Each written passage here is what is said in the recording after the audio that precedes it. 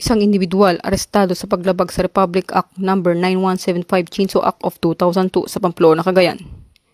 Isang individual ang naresto sa isinagawang law enforcement operation laban sa illegal na pagmamay-ari ng chainsaw sa Pamplona, Cagayan. Ang operasyon ay sinagawa ng Pamplona Maritime Law Enforcement Team sa pangunguna ni PEMS Michael R. Pader, na nasa ilalim naman ng Western Cagayan Maritime Police Station sa pamumuno ni Police Captain Jeffrey Q. Igzabal.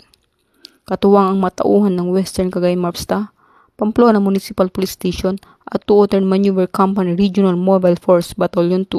Sa naturang operasyon, nahuli ang suspect habang nasa kanyang pag-iingat ang isang unit ng chainsaw na walang kaukulang permit o rehistro.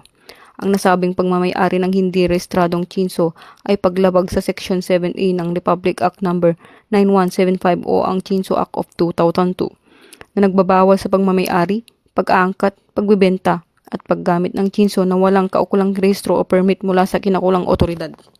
Saksihan ang pag-iimbentaryo ng nakumpiskang ebidensya ng mga kinatawan ng Community Environment and Natural Resources Office, Sanchez Mira at isang barangay kagawad bilang mga opisyal na saksi ng isagawang inventory.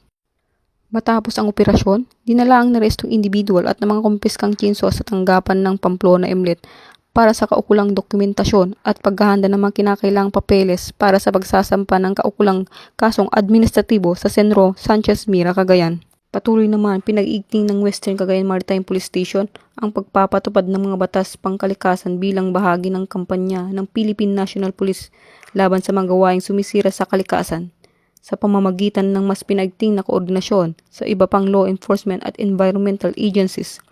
Nananatiling manatag ang kanilang pangako na sugpuin ang mga paglabag sa batas, pangalagaan ng likas na yaman at tiyakin ang kaligtasan at kaayusan ng komunidad.